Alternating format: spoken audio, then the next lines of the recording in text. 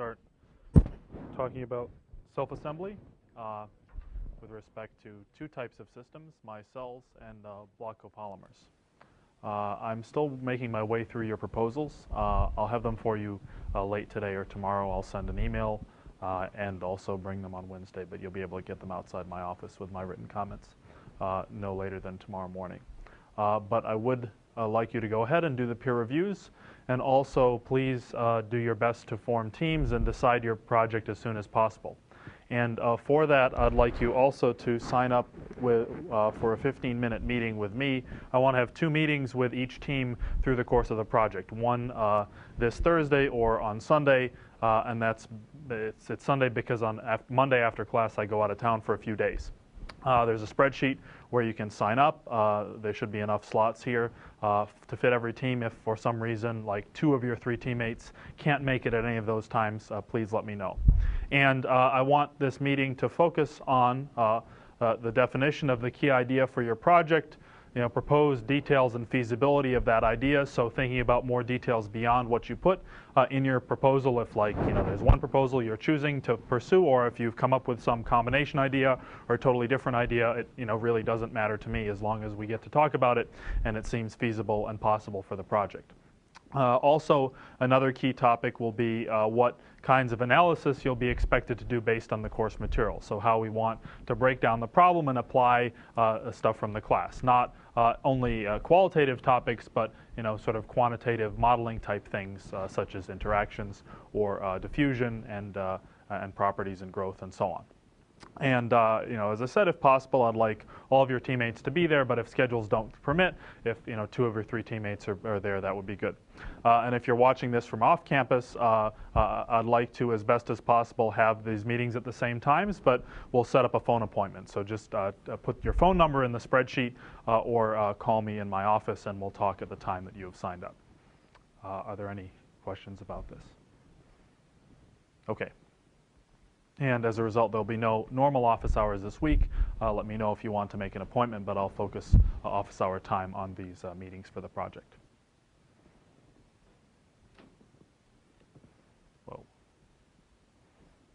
Okay, so last time we talked about post-processing of nanostructures in the context of 3 things: purification, stabilization or functionalization, and separation and sorting. And we saw examples of how these steps can be pursued in this sequence or in different sequences depending on the desired result. But the main idea is that often when you end with a synthesis process, because of the polydispersity in sizes or because of the existence of unreacted reactants or undesired side products, some of these steps need to be undertaken in order to get you to a final position where you may be able to disperse them in a material, assemble them on a substrate, and so on.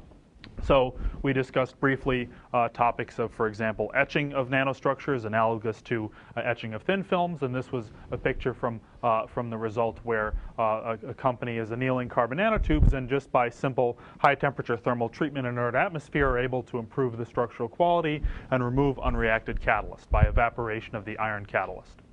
And then, in a general sense, we also talked about the idea of associating molecules physically to the surfaces of nanostructures to stabilize them and functionalize them in solution. And one example was taking a powder of carbon nanotubes and sonicating them with a surfactant, a molecule that will favorably associate itself non-covalently without bonding to the surface. But we needed to make that happen effectively. We needed to break up the nanotube aggregates by applying ultrasonic energy so the surfactant molecules could actually wiggle their way into the nanotube bundles.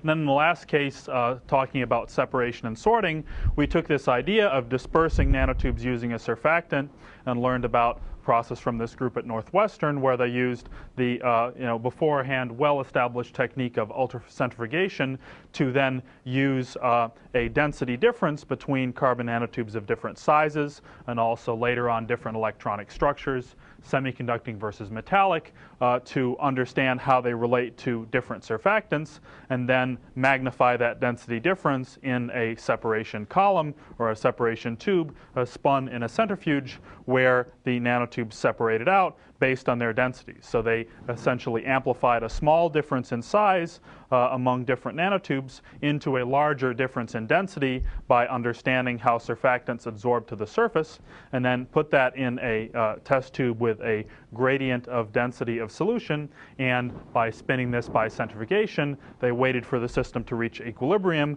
where the density of the nanotube sitting here would be equal to the density of the solution, and the density of the nanotubes going down the density gradient was higher. And by perfecting this process and understanding the competition of adsorption on the surface of the nanotubes, it was possible to achieve very effective separation of particular sizes.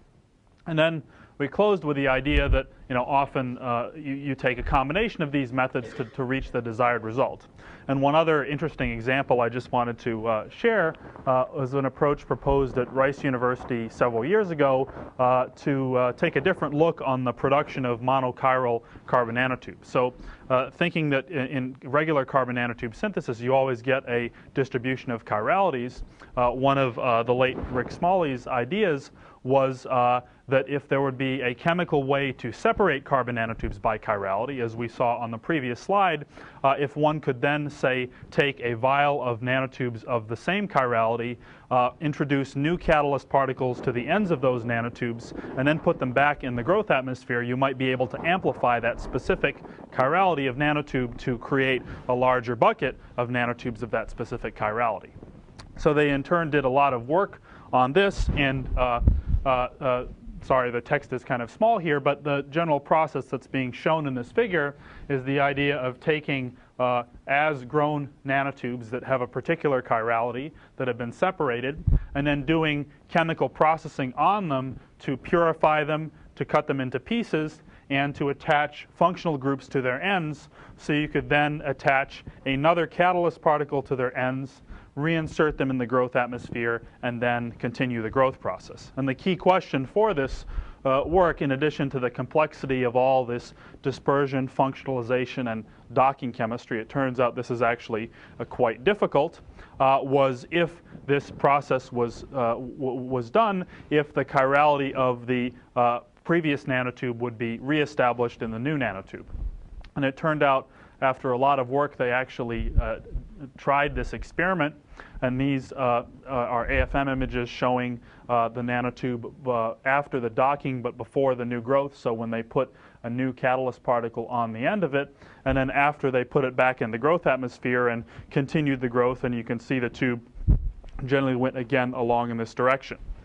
And they were able to show that they could restart the growth process in this regard, but in fact they concluded that the nanotubes largely were not the same chirality. So there was some dissolution of the nanotube into the catalyst particle that then changed its structure when the growth process resumed. So I think this is something that they may still be working on, but I thought it was an interesting example of combining these different steps to try to take a specific product that's separated and to amplify it again.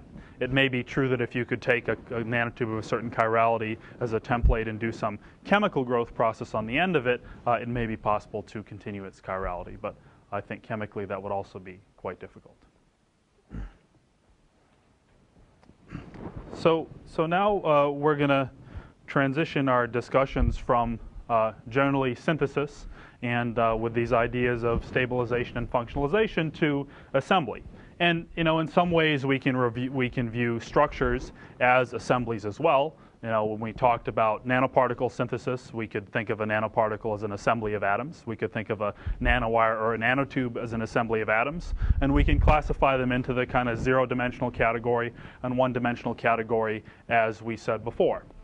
But the difference in our perspective now versus before is we're really going to be thinking about the order of the elements in our assembly. So, not maybe these general spherical things or general linear things, but what governs the shape and the precision of the way these elements are assembled. But, in the zero-dimensional category, we talked about cluster synthesis and nanoparticle synthesis, and maybe also if we thought of things that were really small and didn't have a well-defined shape beyond a sphere, we could lump in, kind of short molecules, things that are just a small number of atoms. In the area of one-dimensional structures, we had nanotubes and nanowires, and now we might add that it's also possible to create a one-dimensional structure by taking zero-dimensional things, by taking clusters or nanoparticles and assembling them into chains. So this is an example of some work from MIT a few years ago from Francesco Stellacci's group, where they were able to functionalize the ends of gold nanoparticles and assemble them into linear chains like so. And I think they were also able to do gold and silver in an alternating fashion.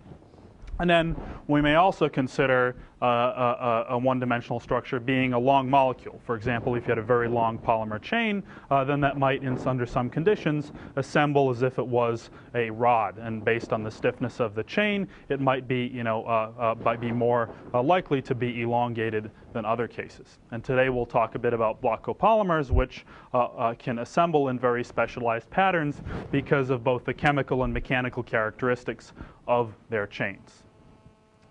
And then going to Wednesday's lecture and through the topics of next week, we're going to start talking about assembly of structures and molecules in two-dimensional and three-dimensional fashions. So, we've already talked a bit about 2D assembly in the context of deposition and growth of nanoparticles on substrates and growth of films and forests of nanotubes. And now we're also going to add some additional perspective in ways to, for example, take molecular building blocks from solution and assemble monolayers. And this is meant to convey a schematic of a simple self-assembled monolayer where these kind of rods represent molecules with different chemical characteristics at each end, and one chemical characteristic at this end that makes it have an affinity to this gold surface. Often a sulfur containing N group, a thiol group, has a strong affinity for gold. And these monolayers pack due to the interaction between the N group and the substrate, as well as the interactions among the chains. And actually the shape and interactions among the chains can determine how well they pack, and also whether they pack straight or they pack at an angle, and so on.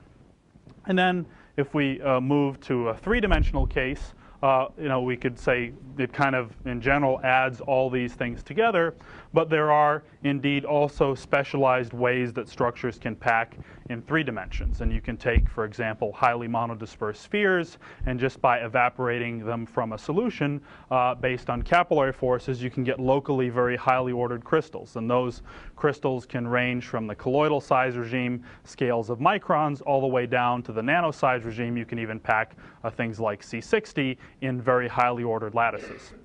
And there's also, as you might imagine, work on taking particles of different sizes, such as the small green ones here and the large red ones. These might be different ceramics, or they might be particles with positive and negative charges, and trying to assemble them into superstructures, structures that resemble lattices of, say, salts, but have much different length scales and much different properties. And we'll talk a bit about how these structures are assembled and generally take a new perspective on the balance between surface forces and electrostatic forces, as well as the ability to apply external fields during assembly, to apply, you could say, capillary forces by drying of liquid, or electrostatic forces externally by applying voltage, or taking advantage of magnetic characteristics, and so on. So when we start talking about self-assembly, here's a case where we want to kind of use the tendency to control the organization of these small pieces to counteract the limitations to top-down patterning. So, this chart is actually quite old, and the numbers have changed a bit. But, in general, we could say that even state-of-the-art methods of making computer chips, things that Intel uses today, have a limiting resolution on the order of, say, 100 nanometers, maybe closer to 10 nanometers in the ultimate cases, and they're mainly two-dimensional. Lithography is a two-dimensional process that makes three-dimensional sort of step structures by doing many, many layers over and over. And there are other ways of creating structures with similar resolutions, whether you're using light as a patterning beam or using X-rays or electron beams as a patterning beam, or if you're doing things like nanoimprint to, say, pattern polymers in a contact scheme. But in all cases, the low end, the highest performance of these top-down methods ends at least an order of magnitude above the length scale of the smallest building blocks we might consider. So, in the even simplest case, we need to understand how to assemble small ordered assemblies of these structures and interface them with the smallest things that can be made by top-down methods. And at the other limit, we could imagine how could we really, in a complex fashion, control the order and spatial organization of these components to, say, not even need a top-down template, but create some very complex material just by kind of programming the interactions among the constituent structures. And the idea of this kind of general perspective on self-assembly of our building blocks is that we want to understand, like we did in this, our past example of whether particles are stable in solution or whether they're aggregate, how the balance between interactions gives some kind of equilibrium. And in the same vein that we saw, repulsion and attraction in a stable case giving some equilibrium separation, we now want to think more generally about the reversibility or irreversibility of assembly of components to give a final desired shape. And when we'll talk about monolayers assembling on Wednesday or micelles assembling today, it's always an equilibrium process that has some assembly and some disassembly happening constantly. But it's a net driving force toward a stable equilibrium or a stable energy state that forces the assembly of structures of a particular size or a particular geometry. And you could say, based on sort of how well defined that equilibrium is, or how desirable that favored state is, that makes the result of your assembly more precise or more monodisperse. For example, if there's a large driving force toward a cluster of a certain size, in the same sense as we thought about magic numbers in the first lecture, we might form a large quantity of those structures at that particular size. But if other sizes or shapes are permitted, we're necessarily going to have an assembly of, say, most of the desired size, but a few of the less desired size and a few of the less desired size. And we'll always end up in a distribution. And another important principle that is necessary to achieve a high degree of order when we assemble components is this idea of reversibility. If you have, say, a cluster of particles coming together in solution, or, say you want to take nanowires and, join them together so they pack into a little bundle, if you can imagine that in some cases they might come in the right way, and in other cases they might come in a bit crooked because, they're being sort of spun around by the fluid or something else is pulling on their other end, and they might come in the wrong configuration. And if the wire is stuck together irreversibly right upon contact, you're less likely to end up with your desired result than if there is some reversibility and then the chance for them to come in the right configuration again. And you could say then the probability of that final state being stable is related to the stability of the positions that the structures end up in. So an important driving principle in the idea of assembling precise and desired structures is that there's some tolerance and ability to correct errors, not necessarily in a fancy programming sense, but in the sense that if something comes in the wrong place, it might not stick very well, and then it can leave due to fluctuations, and then it can come back in the right place, or another piece can come in and complete the final structure. And these ideas of creating assemblies of different components of the same size, components of different size, also let us in general expand our visual and virtual library of types of building blocks into things with even more unique shapes. So this is just meant kind of as a pretty picture to show the different types of things that can be made and people have made. But for example, having assemblies of two different sizes and two different materials of particles, where you may control a specific location of the particle to have interaction to a particle of another size or of a material. or creating things like these tetramers of colloids that have 4 in a little tetrahedron. And there are a lot of different possibilities, and the ideas of making kind of striped particles by patterning, or influencing the organization of molecules on curved surfaces, as we'll see later. But by and large, the ability to understand how these pieces go together and understand how the energetics evolve with size has led to a lot of specific demonstrations of unique shapes and sizes. And maybe in concept, these can be related to a lot of the properties that we discussed earlier, and so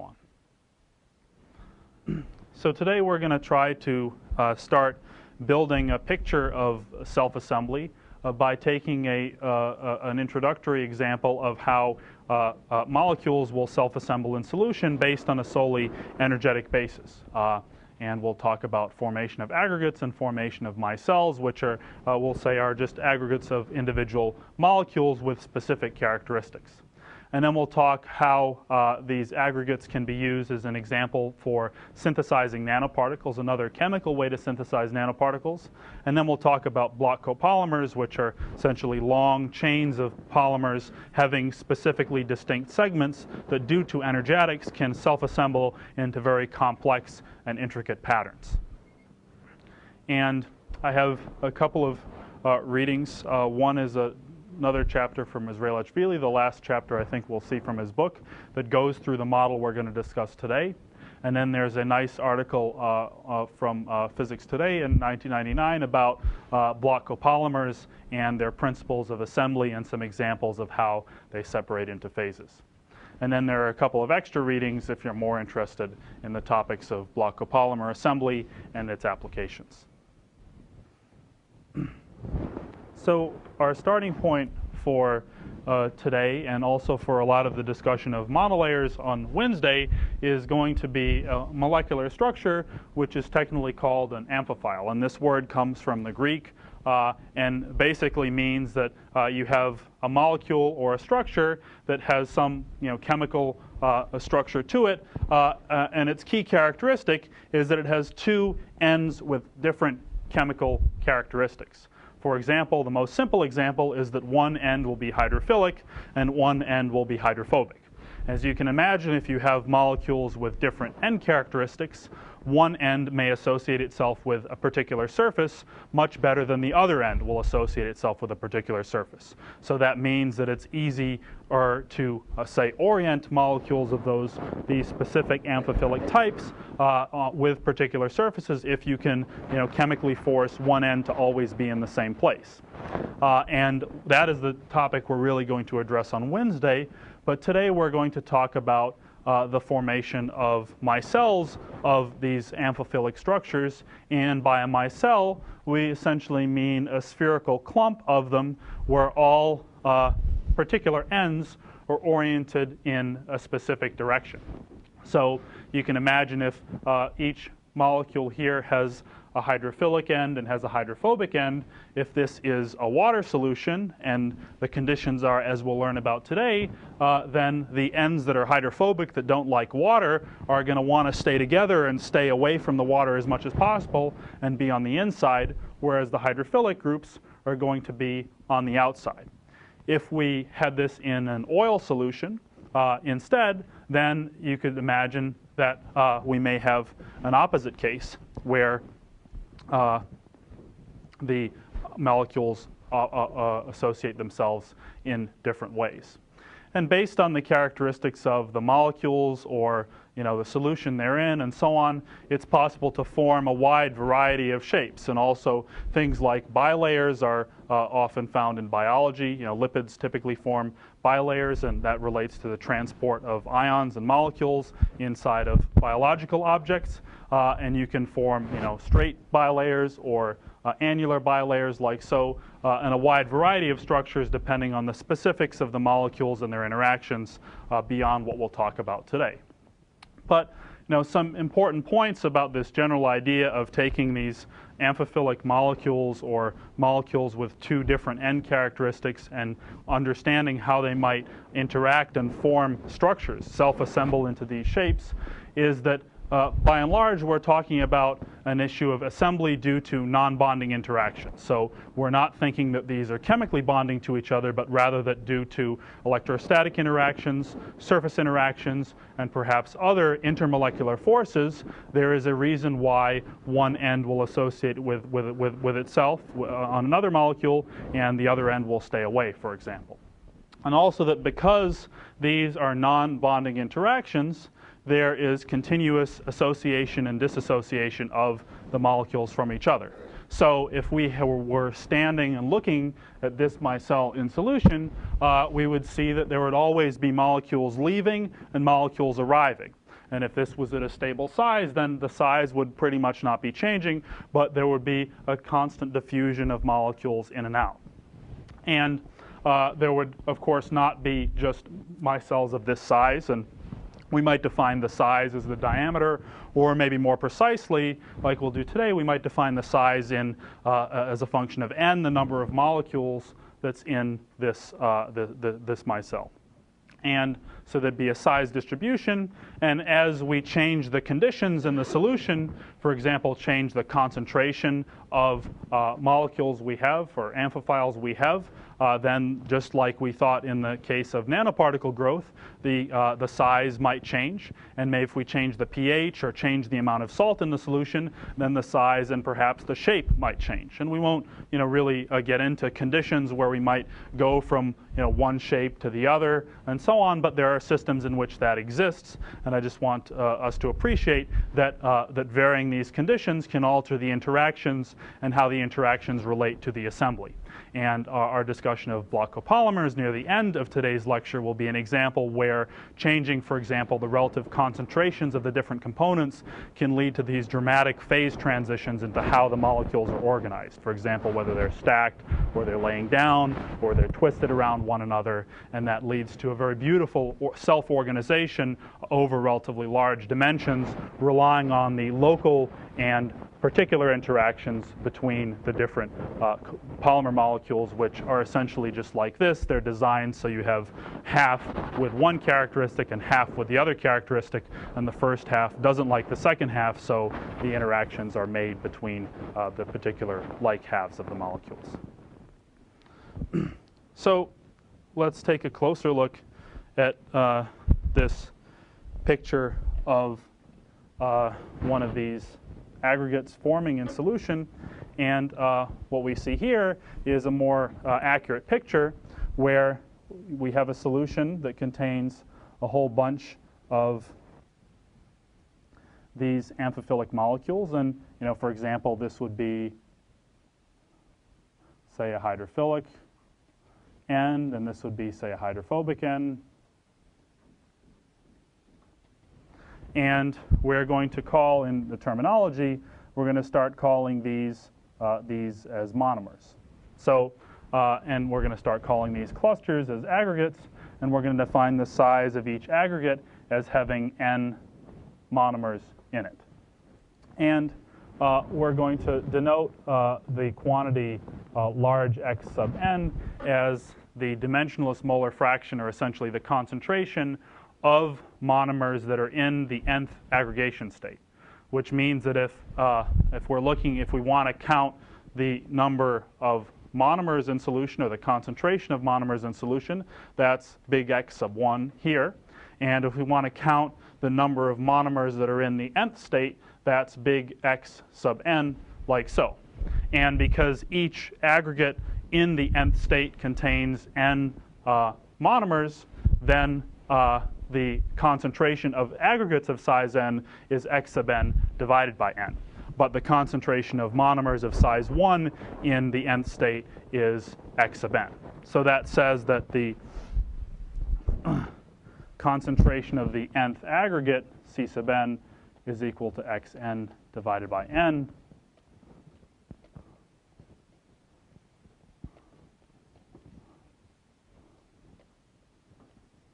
Whereas the concentration x sub n is the concentration of the monomer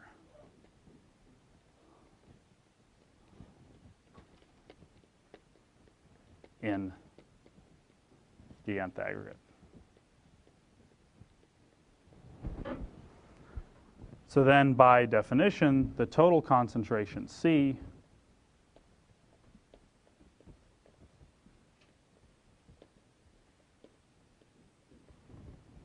of monomers in solution is equal to just the sum of the xn's.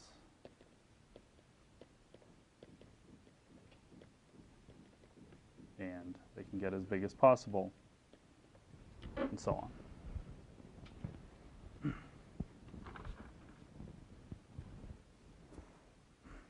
So we're going to now assume that in a particular solution, we have some monomers, we have some aggregates of particular sizes, all the way from 1 up to an arbitrarily large size n.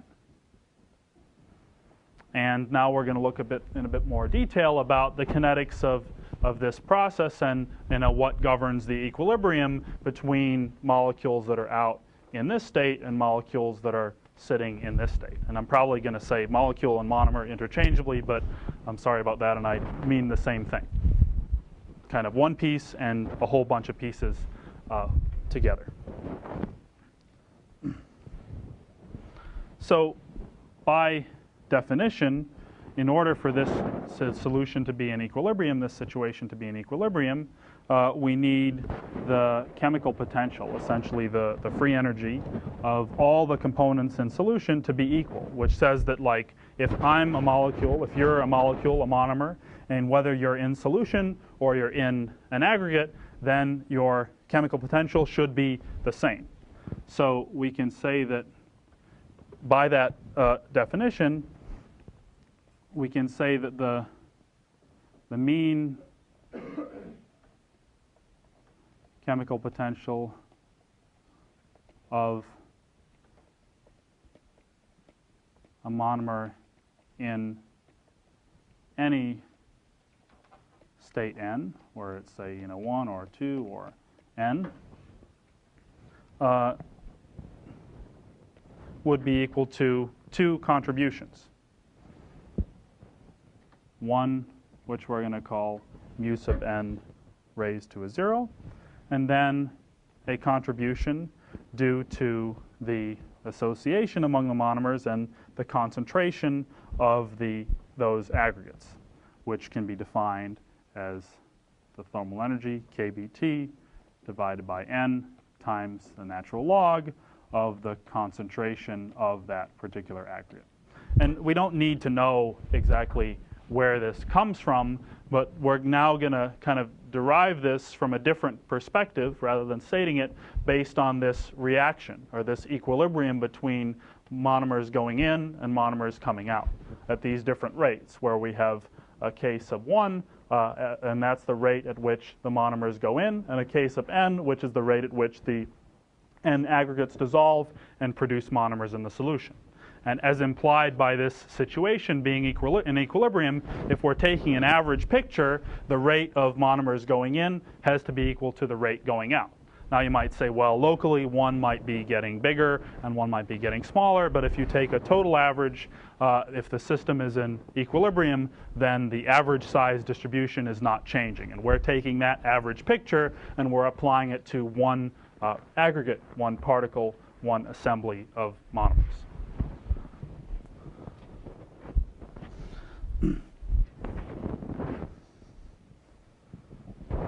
And then we'll say this is a constant. And then this term is what we're going to call the mean interaction energy per molecule in the aggregate. So later we'll be able to relate this to ideas of like how much energy is needed to associate two molecules to another, kind of in the idea of forming a bond-like association between them. So this process of going from a monomer to an aggregate can kind of be thought of as a reaction, although it's not formally a reaction. Using the terms that we developed so far, we could say that if we have n of x1, n monomers in solution, then we may proceed to having one aggregate.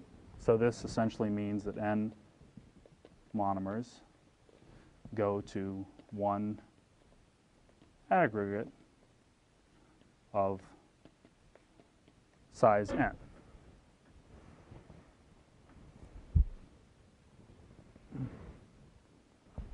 And from chemical kinetics, we can say that this reaction has an equilibrium constant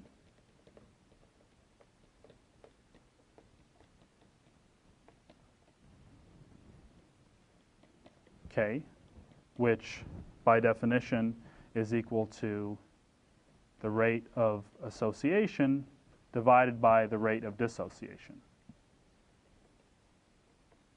which is the rate at which monomers enter divided by the rate at which monomers leave.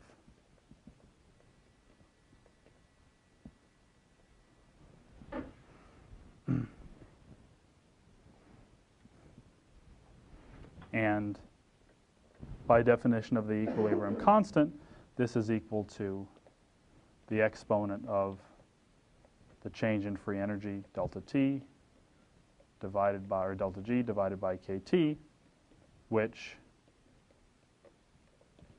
can be stated equal to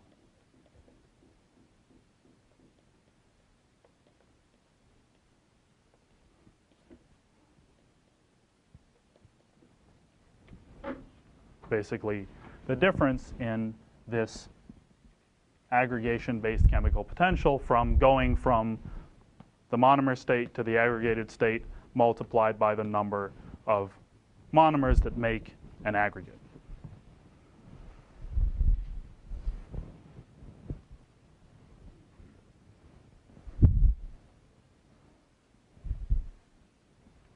So now what we want to do is we want to define Ka and Kd in terms of our reaction over here, and then be able to relate them to this change in free energy or change in chemical potential, and therefore we will end up with a relationship that kind of relates the size of, or the number of monomers or the number of aggregates of a particular size to the concentration of monomers we have in solution. And if we have a relation that tells us the concentration of a particular size of aggregate as a function of the concentration of monomers, we can start to think about what this distribution of sizes look like and what then the energetic requirements are for these kind of now still very vague interactions to have a system in which you form a particular size of this aggregate. And generally, you know, if they're rods or if they're disks or what kind of shapes might evolve. So picking up from here, let's say that the rate of association is equal to a rate constant K sub A multiplied by the concentration of monomers raised to the nth power. And this comes from the kinetics of a single-step chemical reaction. For example, if we had a reaction where we were adding, say, n units of A and m units of B to equal, say, some products C and D, then it could be said that the rate of change in the concentration of C versus time would be equal to the equilibrium constant multiplied by the concentration of A to the n times the concentration of B to the m.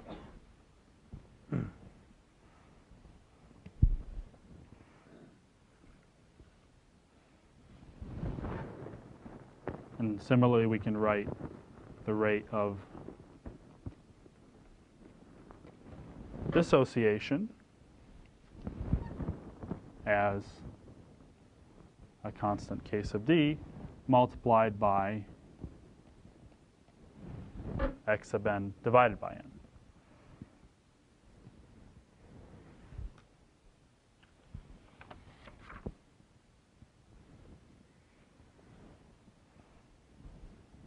And then in order to have this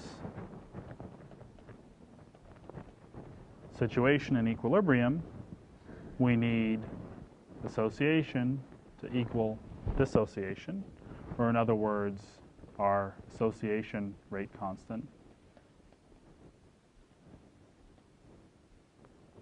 Ka x1 to the n, equals Kd xn divided by n. And recall before, when we defined the equilibrium constant, we said that this is equal to K sub A divided by K sub D. And taking these two expressions above, we get x sub n divided by n times 1 over x1 to the n being equal to our exponential based on the change in free energy from state 1 to state n divided by the thermal energy. So now we have a relationship based on the kinetics of this association and dissociation process that lets us, if we, for example, knew mu as a function of n, and we knew x1, the concentration of monomer in solution, then we could solve this to solve for xn. And we could say, well, what if x equals 2, or what if x equals 3, 4, or 5, and so on. And you know, I know this remains, you know, kind of arbitrary, and we could have this between, you know, x n and m, or xn and x1. But now let's start to think about what might govern this relationship between mu and the size n. And based on the shape of that relationship, we might see whether we have all monomers or whether we have a large number of aggregates of particular size. So if we did more math and we took the log of both sides here and rearranged this expression, we could get a result that just lets us do what I was describing, calculate x sub n as a function of the monomer concentration x1 and the energetics, and it would be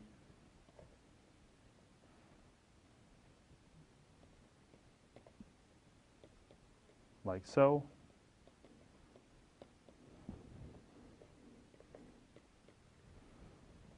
And this, in combination with the expression that the total concentration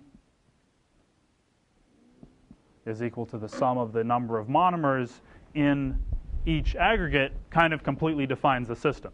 So if you know the total number of components, you know, say you have 1 million monomers, and you know the number that exist as monomers, then you could calculate the number that are in every aggregate of every other size. And you could divide by the size, and you could calculate the actual concentration of aggregates of a particular size.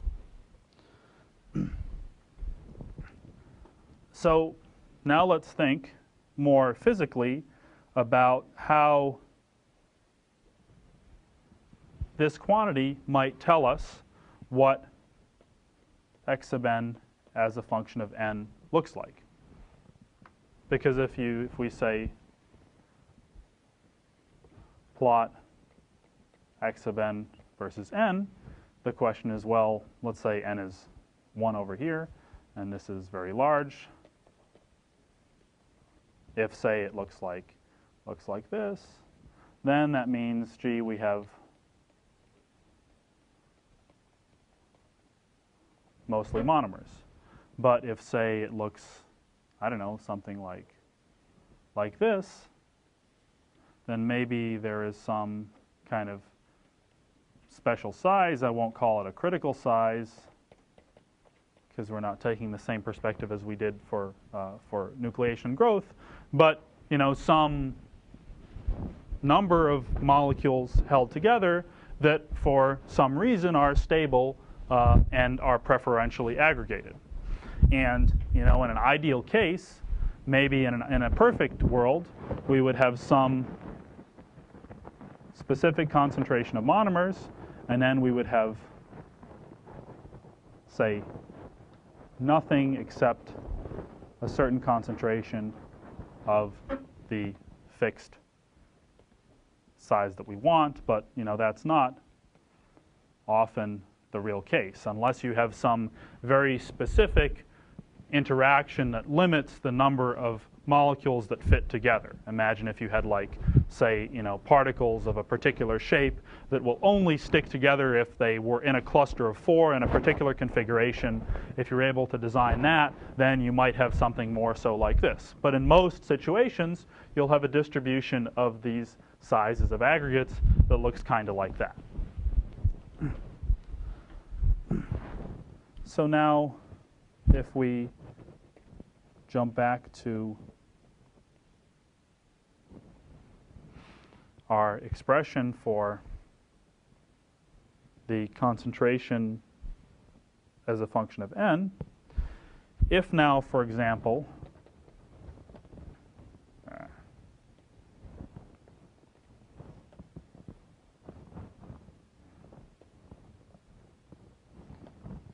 I don't know what's going on. There we go. If we had the aggregate potential being equal in all the states, then if we look at our previous equation here, if this difference was always equal to 0, then the exponential term would be equal to 1, and then we would get the result that xn is simply equal to n times x1 to the n. So we know that n is always greater than 1, and gee, if we're thinking of things bigger than a few, then n is much larger than 1. And if concentration is a number less than 1, is a fraction, then in all cases, x1, or the number of monomers that remain in solution, will be less than 1. So this means that we're kind of in this case, where the number of monomers in an aggregate of a particular size is decreasing with size because the interaction strength is essentially the same regardless of the size. And so this says that x sub n is always much less than 1, or we have mostly monomers in the solution. So therefore, there's a critical condition. If we want to form a situation like this, or more practically like this, where there's some favored size, then for this to be true, we could see from this trend in mu that we need the chemical potential due to aggregation to be less than the chemical potential in the monomer state for some size n. So there has to be some decreasing function of this chemical potential as a function of size, or some energetic reason why the molecules want to be together rather than be apart. For example, if a molecule has a hydrophobic tail and a hydrophilic tail, then there's going to be a driving force for it to find another hydrophobic tail if it's in a water solution, and therefore reduce the amount of water molecules that it has to have around its head, for example, or its tail. And that can, for example, dictate the reason why at some size, or as size increases, for example, there is some favored minimum, and that leads to some favorable size. And we can kind of think ahead here that, based on the size, the length of the molecules, the size of the head, it might be possible to, say, pack 12 of them in some spherical cage, but maybe 13 of them don't pack so well. or 20 of them don't pack so well, and that might lead to there be a specific stable size rather than just a tendency for them to get as big as possible and separate out into another phase. So therefore, we can think about then how like geometry plays a role based on the physical characteristics in addition to the interaction characteristics among the pieces that we have in solution.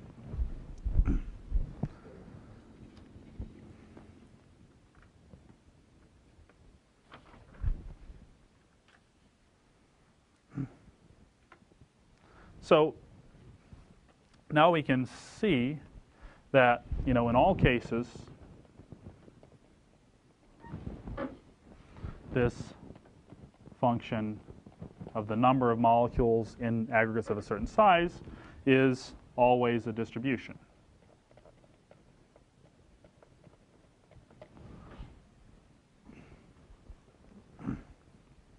And so if we think about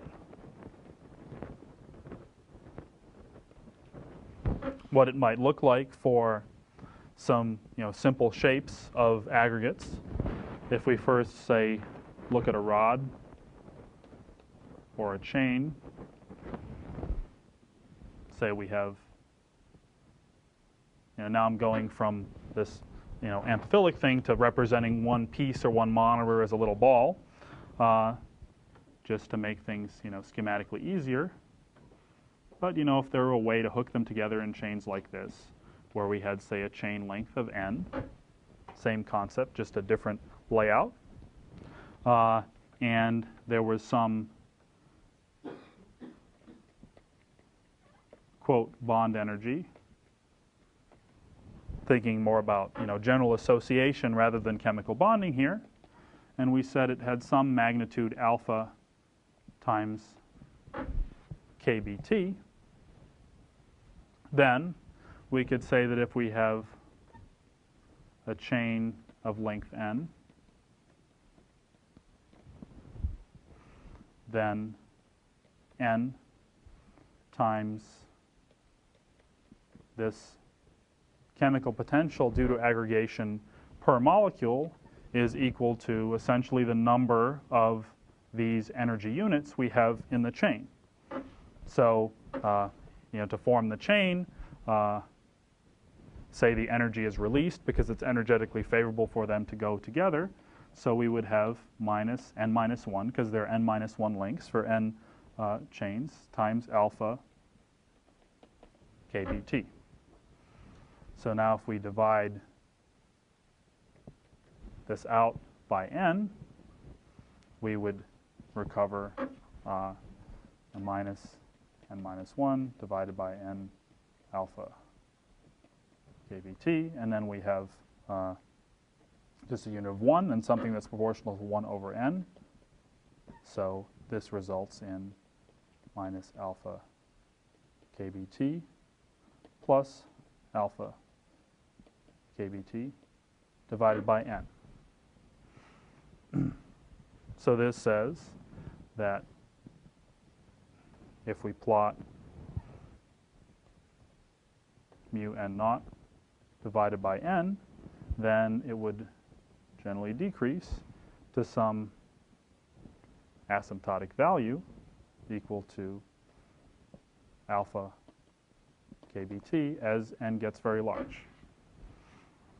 So now you can imagine a situation where there is, no dominant size of rods, but you have single molecules in solution, and then you have rods of different sizes that are always growing and shrinking. And if you take a particular snapshot, then the concentration of rods of a particular length is going to decrease with their size. But if there's some favorable interaction that dictates that molecules want to stick together, say end to end or side by side like this, then the average energetic gain per molecule in a rod of a certain size decreases with size and approaches this average energy.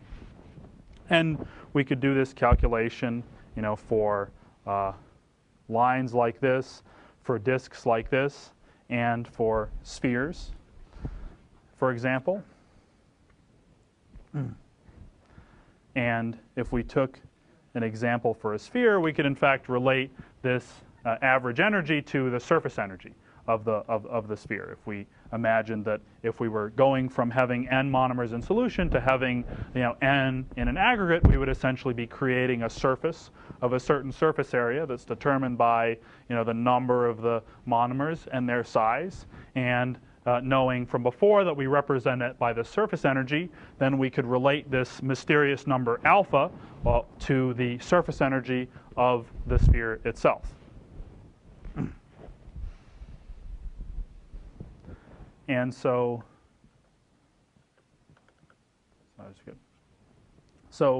in general, for all these different shapes, we could say that this function of mu sub n is equal to some kind of ground state or infinite state plus some parameter which relates to the strength of the interactions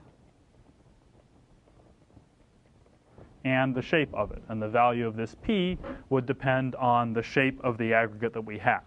So for example, in the case of a chain, we had p equals 1. And as you'll see in the reading, if you have, say, a disk, then that would give p equals 1/2. And in the case of a sphere, then p equals 1/3. And you could kind of say, well, this is like one-dimensional, that's like two-dimensional, and that's like three-dimensional, and it turns out, the numbers agree, 1, 2, 3, but it comes by considering surface area and volume and how, kind of you could think the number and the size of the interaction scale as the cluster or the assembly grows in solution.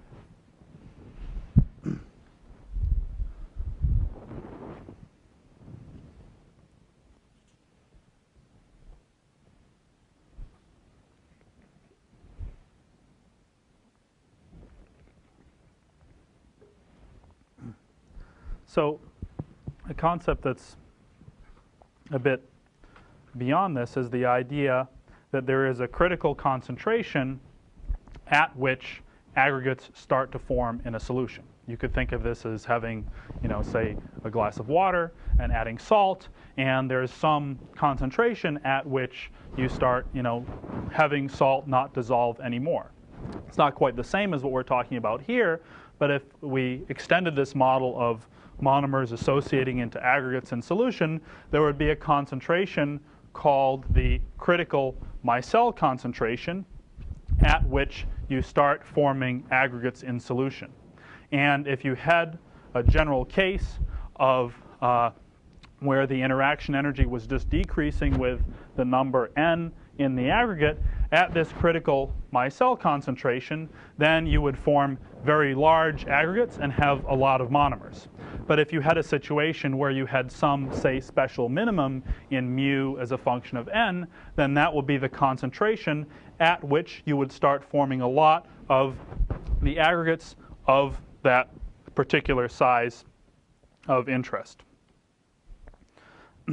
So what happens in a case where you have a particular minimum in mu as a function of n, say something like this, you form micelles of a particular mean size m dictated by the particular shape of this distribution and the crossing of this critical concentration.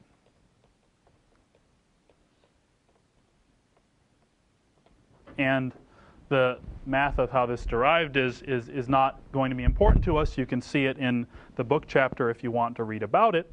But the important point here is that there is some threshold, kind of like the idea of nucleation, above which you start forming aggregates and start forming these micelles.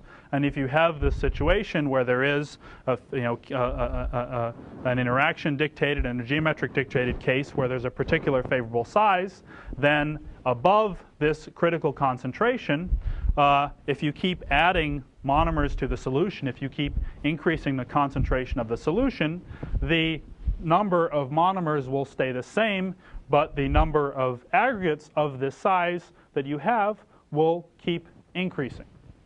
And you can see that, this is generally meant to represent increasing concentrations above this CMC, this critical micelle concentration. You just keep boosting up this distribution around the favorable operating point, but you don't add any more aggregates or monomers that are smaller than this distribution.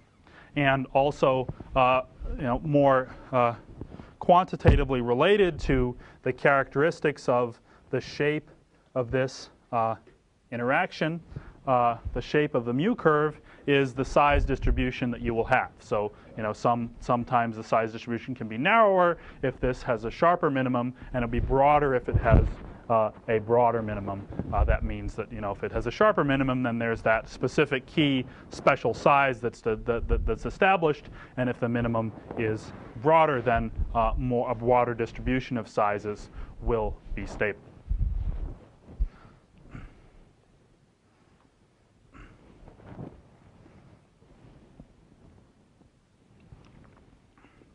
So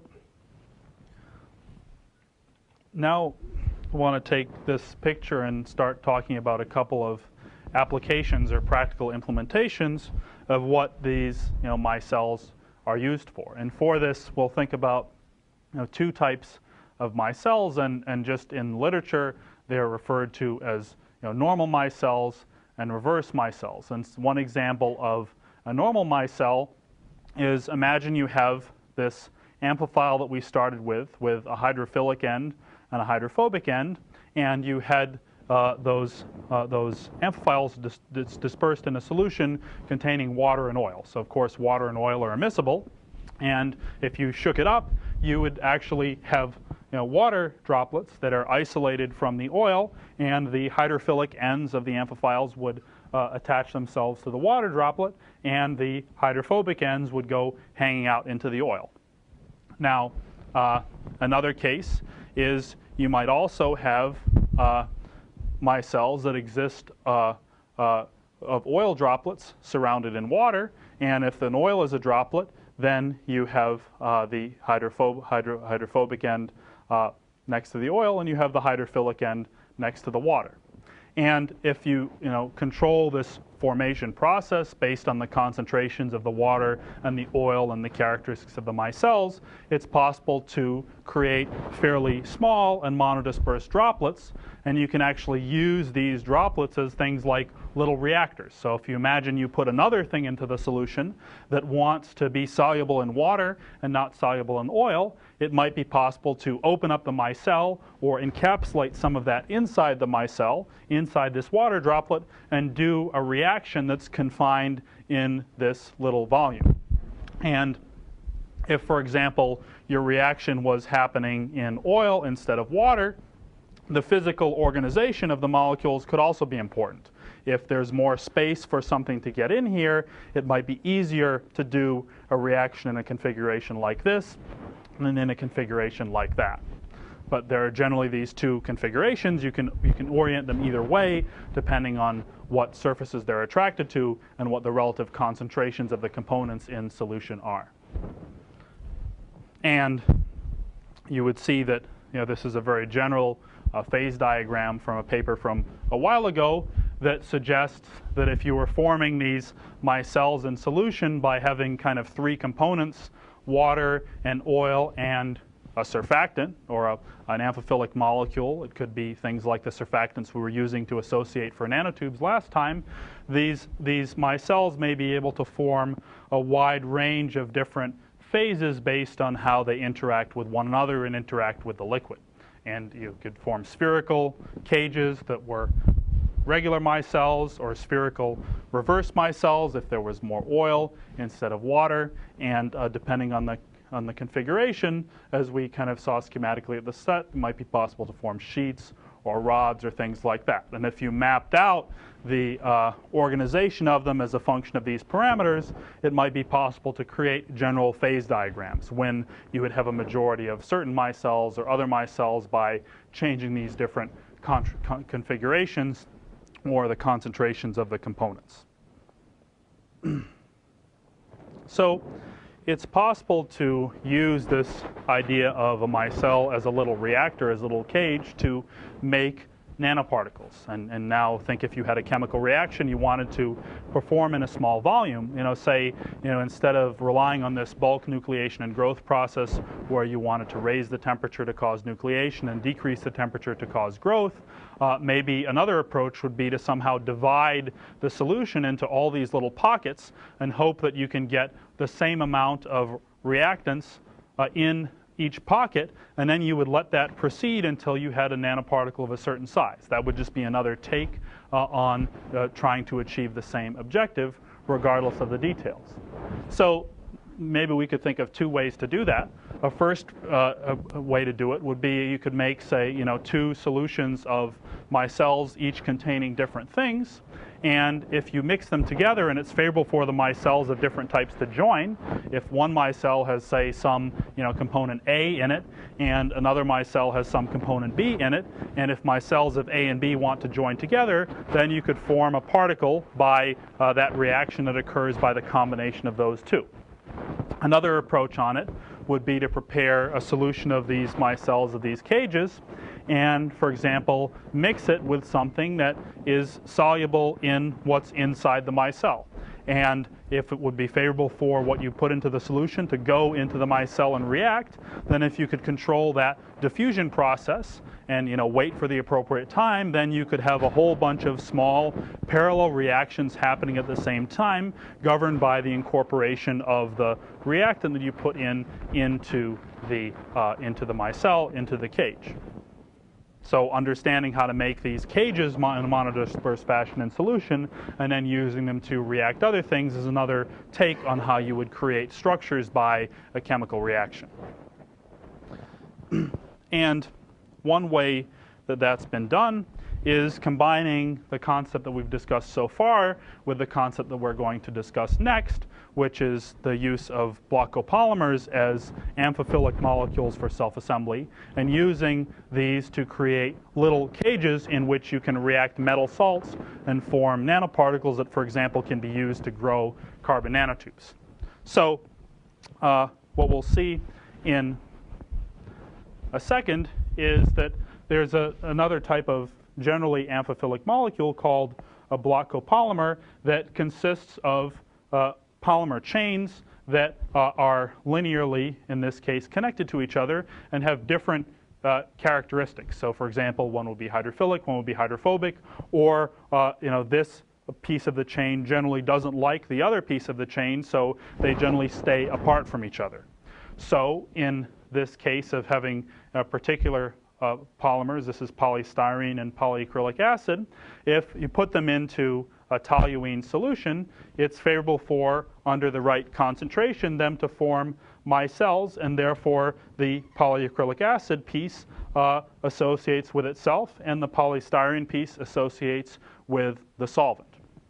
And then you can put a metal salt into this solution, and the metal salt will dissolve in the solution and migrate into the micelles, and you can form a essentially little cage consisting of a high concentration of salt inside this micelle. So you have a dissolved metal inside a solution that is kind of isolated by this polymer cage.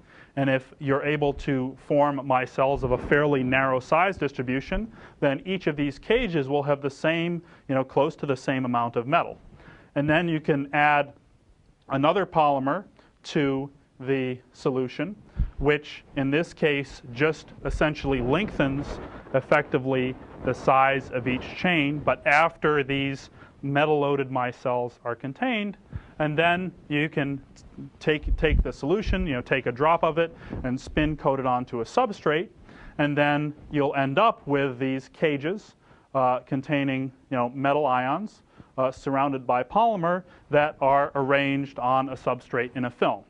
And the tendency of these block copolymers to self-assemble, to phase segregate, as we'll see in a minute, lets one control the organization of these little cages on the substrate. But in principle, by adding this extra polymer to lengthen the size of the chain, without yet thinking anything about organization of the cages, we can see that if you have more of the polystyrene out here, the spacing between the cages, assuming they form a monolayer, is going to be bigger. So if, for example, you started here and you took the solution out and you spun it onto the substrate, you'd have, say, closely spaced cages. But if you added a bunch of polymer that hooked on and made the cage bigger and spaced them out more, then your film would have a larger spacing between the cages. So we'll see how that works for carbon nanotube growth in a few minutes. But the general concept of these block copolymers, which form micelles in solution, is that they're a chain of chemically distinct polymer blocks. And they're thermodynamically incompatible, or in other words, they don't like each other. And because the parts of the block copolymer are incompatible, it then is, favorable and tropically favorable for them to generally be in an extended configuration. That doesn't mean that they're perfectly straight, but it means that the two parts of this block copolymer, which because it has two parts is called a diblock copolymer, and because it's linear, meaning it has a linear junction here, is called a linear block copolymer, are separated spatially like so. The individual halves might have some waviness due to the just configurational entropy of the chain, but they would be physically separated like so. And you can have, if you have two in a linear situation, it might be called an AB copolymer. You could also have, two monomers that are arranged so you have two of the same with a middle group, and that might be called an AB, and you could have them longer and longer, and so on. And in typical cases, they might be made by, say, polymerizing the red one and then hooking on, putting it in another process and polymerizing the blue one from the red one. So, there are many different processes used to make different types of molecules. And these are actually, in general, this architecture of polymers is very widely used and has been used for a really, really long time, with the general goal that if you have, say, two polymers that have different characteristics, if you can mix them together in a material like a foam or a tape, you can give the material two characteristics that represent the individual blocks. So one example is, say having in a lot of foam in upholstery, the foams are flexible at low temperature, but if, for example, a fire starts in high temperature, they would be stable in higher temperature or stable in a hotter atmosphere if, it was sitting out in the sun, for example. But what's happened more recently is that there's been a lot of study, and this dates back to, say, about 15 years, of how these polymers self-assemble and separate into different phases because of the difference of interaction between the two segments.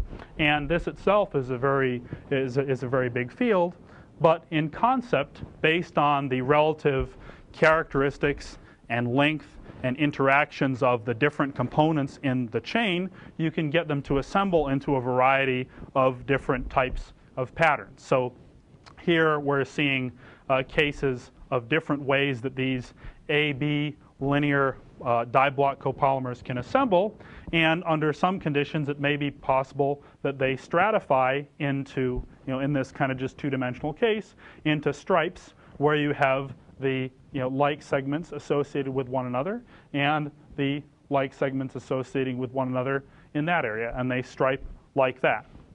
And in this case, what is going on is they're saying that you have this AB linear block copolymer where they're equal in length. So you have the same length of A as the same length of B, and in this ideal case, the strength of the interactions between A and B are also the same.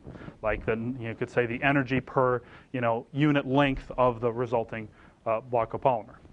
If you had the same case where the interaction energy per unit length was the same, but you had a polymer where the fraction of A, or the length of the A part, was slightly longer than the length of the B part, if you have, you can think of, well, what geometric configuration is favorable if you need to have more interaction AA than BB. And then that ends up beyond a certain threshold that you have phase separation into, you could say, dots in this kind of general, sea of blue, where the A's will associate in the blue region and the B's will associate in the red region. So you kind of form little particles or little spheres in a matrix. And again, based on the conditions, it might be possible for it to phase separate into a fairly monodisperse set of islands in a broader matrix. And another way to, say, create a similar structure would be, instead of having this linear architecture where you had, the A longer than the B, you could have a branched architecture where you had the total length of A equal to the total length of B, but your A was divided into two branches, so the same kind of thing would want to happen. The A would want to spread itself out and take more physical space rather than take more interaction energy based on length.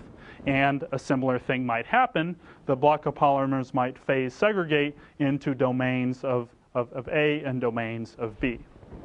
And it turns out that this principle can be applied to a huge variety of polymer systems and chain designs and diblock and triblock and linear and branched.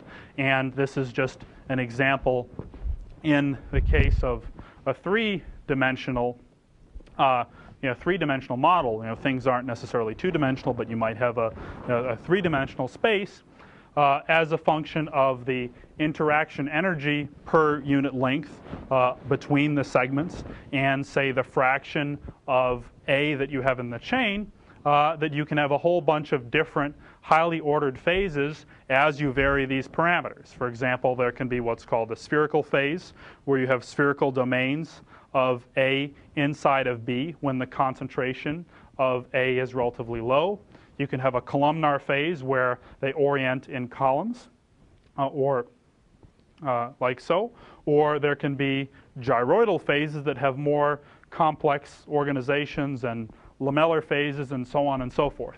And this example is just to show how this phase separation depends on the relative constituents and the structure of the polymers, and also on the interaction energy between the different types of chains. And the plot on the left compares the result from theory, from computing the energetics, with the result from experiment, where you see in general you have a similar shape of the phase diagram, although it's not necessarily possible to map out the whole space in experiment as you can in theory, but you see the same types of trends predicted. If you do a computation that goes to the lowest possible state, you can predict the conformations of these polymers when they are self-assembled. And you can have a number of designs, as I alluded to earlier, based on the number of blocks and the architecture, whether they're branched and so on. And there is, in fact, a whole lot of study in understanding how these can be assembled and how they can be organized. So then, I think since we're out of time, I'll pick up on this next time. But where I'm going with this is to discuss a few applications of block copolymer self-assembly. For example, now taking advantage of the tendency of these block copolymer molecules to segregate into different phases, and now confining them in templates dictated by lithography, and using a combination of this lithographic length scale with the length scale dictated by the block copolymer to provide some additional patterning capability. And you can imagine now if, for example, you could dissolve away just the polymer in between the dots, it might be possible to use these remaining polymer particles as masks for etching. Or if you had loaded nanoparticles in here, then maybe it would be a very precise way to position arrays of nanoparticles for, say, growth of nanowires or nanotubes. And we'll see a bunch of examples of that starting with the lecture on Wednesday.